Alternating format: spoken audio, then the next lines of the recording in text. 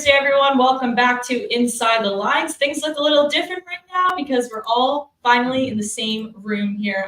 We used our computer coding brains together and realized that we could use a mic that lets all of us in the same room. So that's really exciting stuff. However, we don't have Jake right now. Jake is on the road, but he will be calling in. A little radio call moment from Jake to get us some college plays before we hit the NBA slate. Before we do all of that, Steven, let's take a look back at yesterday. What goes up must always come down after our killer Tuesday night.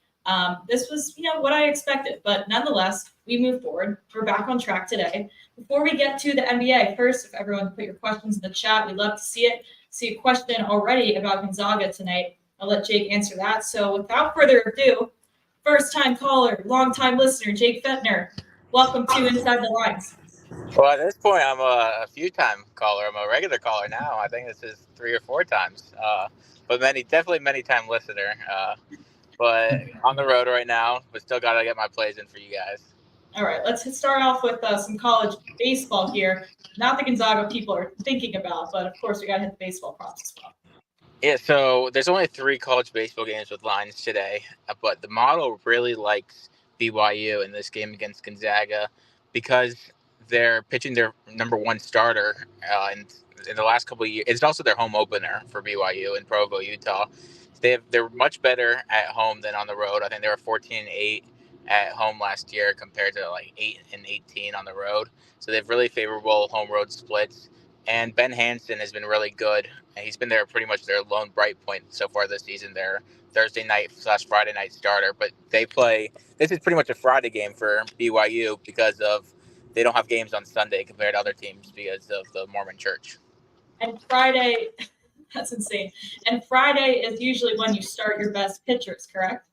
Correct. So Thursday is always when BYU starts their best pitchers. Oh, yeah. Look who's learning. Quick question. I know Steven addressed in the chat, but Jake put you on the spot. If you have any opinions on this USF Gonzaga game for tonight, I know the model favors the underdog here. We have slight value on San Francisco as home dogs, but I kind of lean Gonzaga here because they're on the bubble. I think Jerry Palm has them as playing in the 11 playing game, which is interesting because they're the 23rd ranked team in the country. So even though it's because their RPI is very low, but so Gonzaga still needs to win games. Normally, any other year, they would be huge favorites in this game. So it's interesting that they're underdogs in a WCC game. But I lean Gonzaga. Don't love a play, but I do have another play on this game coming up. All right. Good to know there. Yeah, let's head over to your little parlay that we have going. Calling you Jake on the radio here, moving over to college basketball. Jacksonville State, that's a college I've mentioned 3 more times in the past 48 hours than I ever thought I would in my entire life. So Jacksonville State we have, and then we are talking about that Gonzaga game. Yeah, so I like Jacksonville State on the money line this game. They have the talent advantage with Kiki Tandy, who's a Xavier transfer. They're playing a little bit better lately, so kind of want to ride them while they're playing hot. And then Gonzaga, San Francisco, they played earlier this season. The game totaled 149, so hopefully they get 1 more point than that this time. But I like playing a little bit of outline to get 2 more points of room. So I'm playing the all over at 149.5. The model has it at 157, so just a little more breathing room there. And I like the number at plus 150 with these 2 parlayed on DK. All right. Yeah, I like the plus 150 value there myself. All right, that's all we have in the college game right now. Let's try to answer some questions in the chat. Jake on the radio, we appreciate you calling in. Love the commitment. And we will leave you be now. Thank you for your time. Thank you. All right, Steven.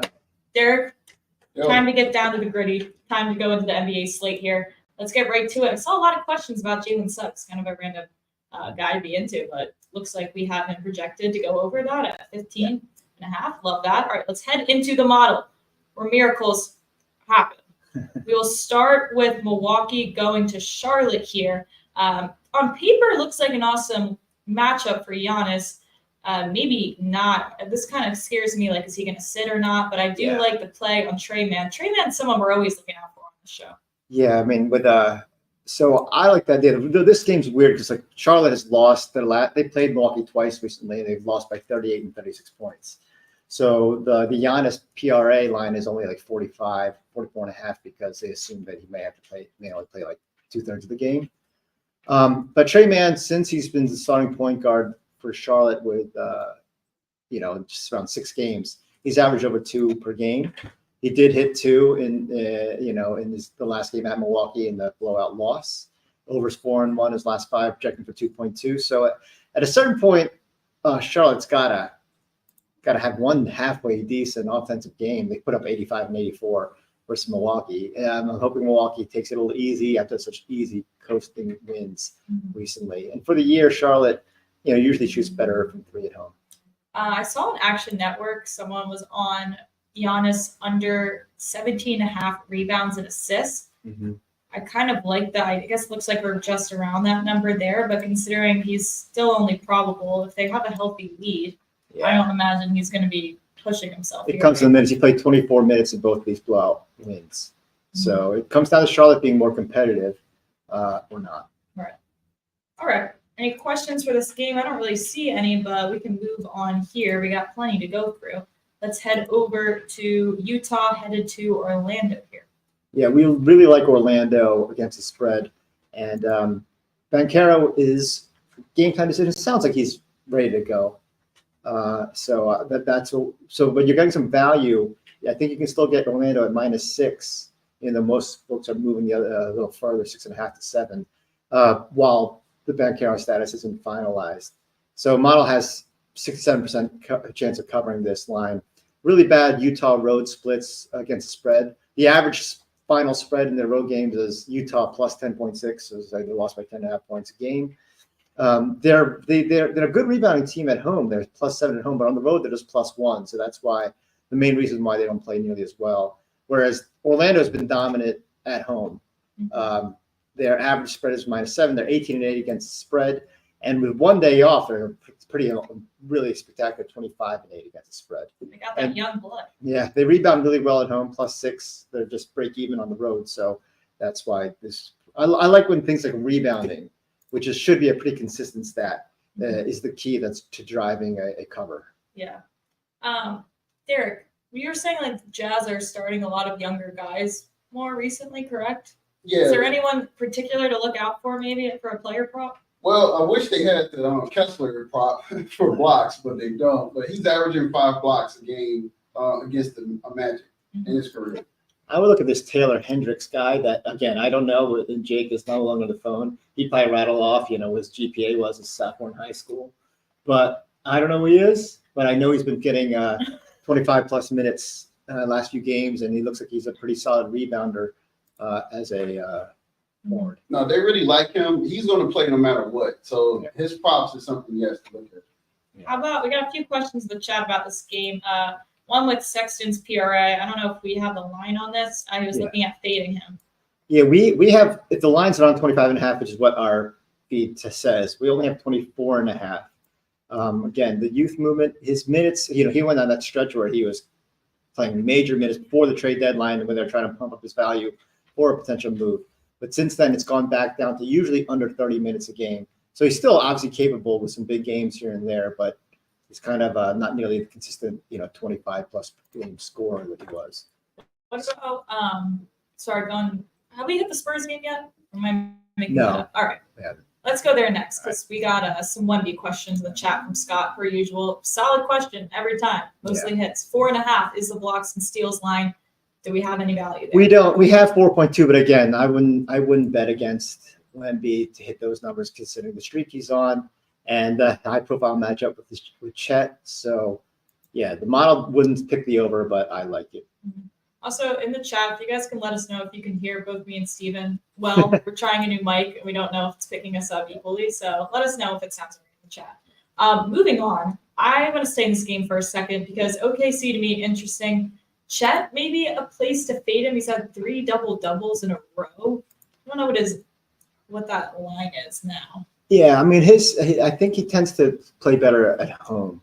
So maybe not a safe idea to fade him?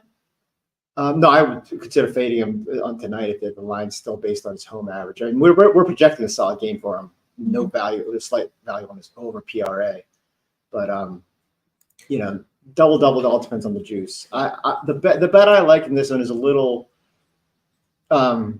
sketchy, but Jalen Williams. There's two Jalen Williams on OKC. This is the good one or the better one. I think the other one's actually a pretty good player too. But Jalen Williams is the starter at over half a block at plus 145. So the line, he's got really nasty road home splits. He's actually a pretty good shot blocker at home, averaging nearly 1 with a 15-10 over. But on the road, he doesn't do anything.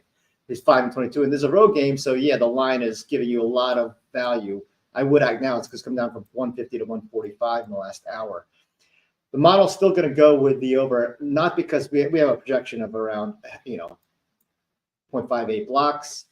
So that's really good value at plus 145. I'm just fading this nasty split. I think that it can't it can't go on forever. It's not I mean, sustainable. yeah, they just played at San Antonio a few weeks ago. He didn't have a block in that game. I'm going by more recent. The reason I'm high on this is I was watching an OKC game and he was aggressively going to block shots. I don't know forget who the matchup was. I was like, oh, this guy must be a good shot blocker, and he has been recently. So I just feel like once it's he's got a little taste of it. He's due. All right. I actually want to bring up our guy, Lou Dort, that we actually haven't bet on in recent history. His point total was around 12 and 10 and a half, maybe. It's very streaky. I will say this OKC guys are a little tough to bet on because they play like 10 of them. And you never know who's going to be playing through the fourth quarter or not. However, his 3-point line is at 1.5 at minus 115. And he has kind of been lights out. Other than the past two games, let's see. Going back to February 11th, 3 3-pointers, 2, 3, 3, 4. Only had one last game. I think that's why we get a nice number here at 1.5 minus 115. I like to take my chances he gets back up to 2 3-pointers. So I think that might be one of my favorite plays of the day that we just discussed right before we got on here. If anyone's interested in riding that with me, that might be on Twitter later today. Yeah, these guys are really high average.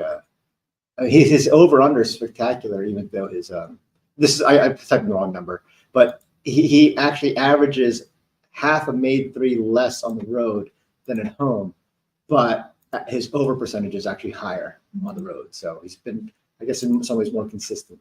How do I pronounce his last name? Adia? Yeah. Of Washington.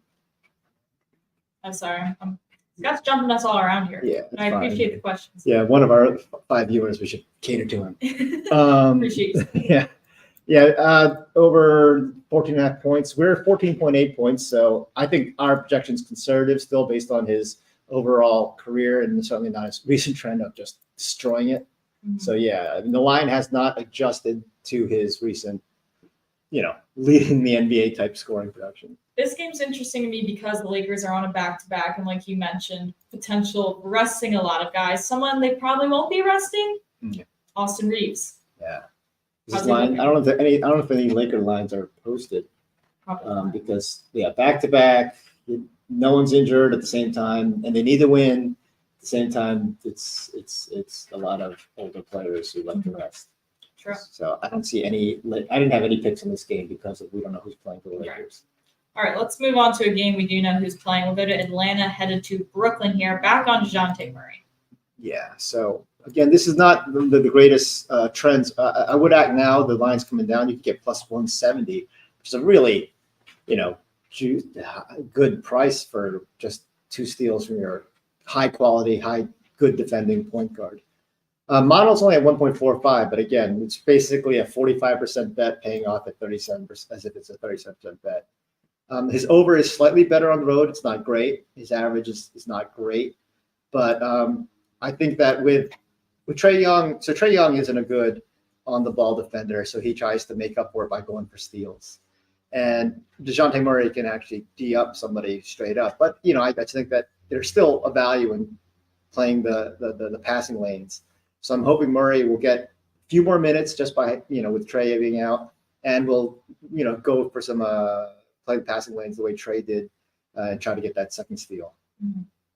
And so obscure little stat here that point guards who average 1.2 to 1.5 steals where DeJounte Murray is, they average 1.6 at Brooklyn versus just 0.6, small sample sizes on their home courts. So, but when small sample sizes are in my favor, I will go with it. So people in Murray's wheelhouse of stealing average. When they specifically play Brooklyn, they are averaging 1.6 At Brooklyn. At Brooklyn. Not on their home court versus Brooklyn. This is a very ESPN, like, this team has won this many times. This is like on whenever you can make Tuesday. any stats say what you wanted to say if you look If you hard try. enough. Yeah. Especially when you say, oh, I'm going to fade it. Yeah. And then all of a sudden you play it at every side possible. All right, well, Big Cheesy bringing us into one of the actual marquee matchups of the night. The Warriors headed to Madison Square Garden here. That should be a really interesting game, given the Knicks' injuries are just killing them. Jalen Brunson is questionable there. Yeah, Brunson is questionable with a spine, like a spine injury. Yeah, that's It's a rough injury to be questionable with. Yeah. Nonetheless, say Jalen Brunson doesn't play. Who are we high on? Someone has to score points here. Yeah. So it's going to be this. I updated the model, not on this database, but in our main one. So it doesn't actually reflect what, it's going to be much bigger game for Dante DiVincenzo than the 15 points in 29 minutes that you see here. So I think he'll be the obviously beneficiary. And Josh Hart, he just demolished my fade the other day. He's on the Hess list. Yeah. Well, I like him. I just foolishly didn't trust him. If he plays 40 minutes, especially if Hartenstein's minutes are in and out, he seems to still recovering from his injuries. Hart could be a double-double bet today, just on rebounds and a triple-double threat. I will be writing that down. The thing I like, I saw someone's fading Steph. I love playing Steph's non-points props. Like the other day, I had over 9.5 rebounds and assists, and he hit that pretty easily. So this is an act now too, because this come down from like plus 120, plus 116, now plus 107 is the best price. And the line is fishy to me because this is a player that averaged 5.9 last season when they weren't playing as many players in the rotation, and Andrew Wiggins missed a good chunk of time. And Wiggins is also now on an unreported personal issue out for a while. Wiggins? So that's another. So last year Curry was almost 6 rebounds a game, and so he's gone down to 4.2 this season because they've added guys like Kuminga and Pajimski who are getting part of the rotation. At the same time, it's still way over 3.5, and on the road especially he's averaging 4.5 rebounds, over 17 and 8. So I'm very surprised by this line being set with plus money on over 3.5. And I think it's because it's adjusted way too far based on a recent stretch of just 2 and 4 overs and 2.5 rebounds per game. But those were again at home, where he doesn't rebound as much as he does on the road. Mm-hmm. So I feel good. And again, the obscure stat, I'm still playing with that tool that Jacob had me do. If I'm going to do the work, I might as well use it. Point guards that average 3.5 to 4 rebounds average 3.7 at New York versus just 2.8 at home. Again, small sample size of 5 and 4 in these road games and 1 and 4 on the respective home games. Listen, I like this. This Another is a genius stat. You're looking at guys in his range, a specific range of stats, and how they specifically perform against a certain team on a certain court. People get energized in New York. Yeah, and he's definitely the kind of guy that would. They get jacked up. In New York. While we're on this game, I didn't even know the Wiggins situation. Do we have any value on Kuminga? He's been pretty solid, right? With Draymond coming back and playing well, Wiggins and Kuminga is definitely playing well, but his minutes haven't been over 30 like they were. Mm-hmm. So that's why he had a great 10 for 13 night, but you can't really expect him to go 10 for 13 every night. So we don't have any value we don't have strong value in the under, but not good value on the over either. Big cheesy Chris Paul over 7.5 points. Is Chris Paul's line that low? Yeah, he passed well. We like it because we still have Paul as almost a 10-point per game scorer. Why was that? He was out. I guess I have not bet on Chris Paul all season, but I did not realize that his lines lived in the 7.5 point range. Well, he hasn't played since January. He played his first game back since in the last 2 months, pretty much. Okay. So. What about Draymond PRA here? I actually like, and I was thinking about that because I liked him the other night, but the Knicks, this specific defensive stretch has been terrible for them, right? Especially without Randall. They're not defending the 3 at all. So teams are shooting like around 45% from 3-point range. But I think Draymond averages like a 3 a game. I don't know if you have value on his. I'm looking at value on his points. We have slight value on his points, but we might have more value. I'm trying to no. What about over points and 3? assists? we have more value on his points and assists than his rebounds. So you might be okay just going with points and assists over. All right. Joey Two-Time asking about Brunson, 28.5 points. He's questionable, not probable. So not much on that right now. But the good thing is DiVincenzo, though. Yeah, we'll assume that Brunson will either not play, or if he plays, he'll be what he normally does, which is score a ton of points and take a lot of shots. Right. So it might not be a bad thing. Right. All right. How about Tyus Jones over here? Looking at his points and assists at 13.5, it's sitting. Trey is, I got brothers confused between Trey and Tyus. I can't remember which one's older either. I know they're both. Okay, so Tyus Jones, we have no value on his PRA. What's under 13.5 points? So we have 13 exactly, so we would lean under. Mm-hmm. All right. What's the game we haven't gotten to yet? Oh, let's go to Miami at Denver. This is another weird fishy line for me. So I'm going. You can get team total of over 108.5 for Denver. So the model is projecting 115. I think the line is overly adjusted to. So Miami's points allowed on the road is excellent. They allow just under 107 a game, and teams are just 12 and 18 over that in Miami's road games. But Denver is obviously the champs. Since the break, their low is 117. The average 119 at home. So, and they've gone 24-4 at home over 108.5. So I just think that to think that just because they're playing on a back-to-back, Sacramento was up early, but then they blew them out. So Denver's feeling plenty confident. Just because played last night, I don't think they're going to see a huge drop-off. They haven't played many back-to-backs this year, Denver, if I'm not mistaken. So I couldn't find any good sample size of how they do on a back-to-back in terms of points per game. Taylor's saying how this feels like a line from the finals last year with such a low total. Yeah, I guess that that's a good point, and I'm wondering. We got some news from the chat from Steven. Jimmy Butler, Tyler Hero was just rolled out. Maybe we knew that. I didn't know that. Jimmy Butler, his rebounds and assists number at 10.5.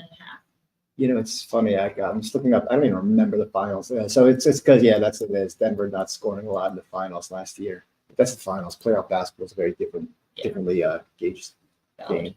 And maybe we'll get lucky like I did last night in my Cleveland team total when I went to overtime. That was very sweet. So Butler, we do like this model. This includes Hero, so it needs to be updated. So our numbers will only go up. Maybe the line for Butler will go up as well. So you might want to grab that while you can.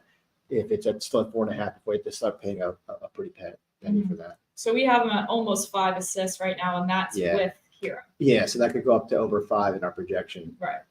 All right. Yeah, he was talking about over 5.5, laddering up to 7. Mm-hmm. I mean, speak your truth, Steven. I don't know. All right, let's move on. I think there's one more game we haven't hit. Houston headed to Phoenix here. Phoenix 8.5 point home favorites now. Sagoon, we like. Yeah, I'm a glutton for punishment. I don't think I had Sagoon. I can look it up now. Probably 8 times, and I think I'm over 8 on various props. And they're always half lines, blocks, made threes, steals.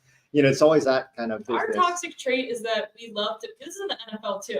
We love to pick players that we're asking for a one play. Yeah, fool me one at plus money. One at plus money is like I'm just a sucker for it. Yeah, so like fool me once, shame on you. Fool me twice, shame on me. Fool me 8 times, shame on someone else. But I just think it's got to happen. So this I categorize this in my little play sheet as a wacky, getting fancy, only because. I'll jump down to the bottom. He has been making more threes in his last 5 games. He does make considerably more per game on the road because that's when they're playing from behind a lot more and trying to make up a bigger deficit. And specifically, when they are at least a 5-point underdog, so they're an 8.5 point underdog, the over is 9 and 6 with a 0.9 average. So this is one of those games where they should be playing from behind. He will hopefully take 2 threes and make 1. What's his volume like? He's probably like a 1 per game type attempts, but again, he attempts more and makes more on the road because they're playing from behind. Question about Kevin Durant here. Assist line at 5.5, rebounds and assists at 11.5.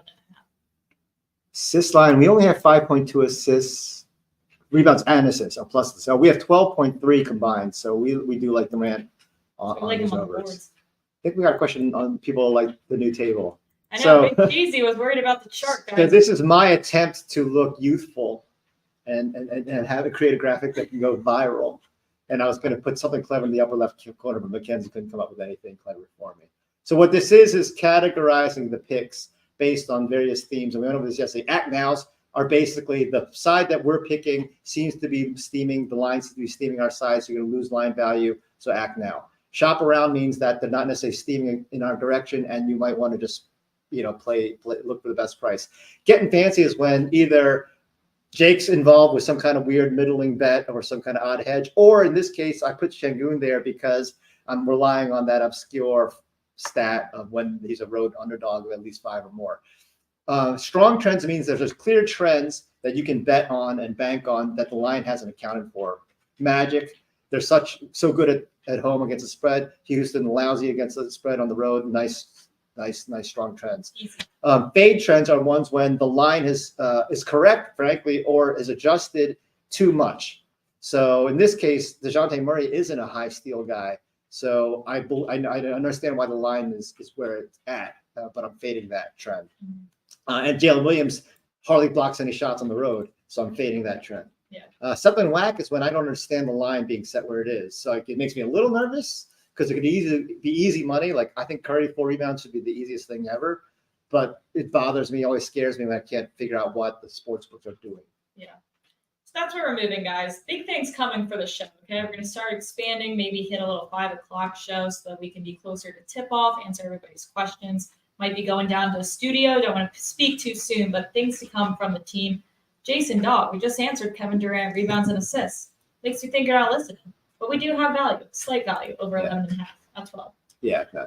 All right. I think those are all the questions I see right now. Of course, as always, reach out to us on Twitter. Here is the Thursday recap. If you missed Jake on the radio calling in while he was in the car, he gave us a college baseball play and a college basketball parlay. I forgot the J in Jacksonville State, it seems, but I think that's pretty self-explanatory of what that school is. More NBA player props as always. Tomorrow, what's tomorrow's NBA slate look like? Is it heavy? Yeah, it's with the second half of the season, most days are pretty heavy. Good old classic, long NBA slate. We'll be ready to talk it all out. Tyus Jones, David, I believe we also mentioned. Didn't we like his under? Yeah, on his points at least, which probably means all 3 lines. Okay. Fade Tyus Jones. All right. That's all we got time for today, kids. It's been so much fun. If we had any technical difficulties, I guess I'll find out now when I watch this back. But appreciate you guys sticking with us while we try some new things. So good luck with your bets. We'll see you guys tomorrow.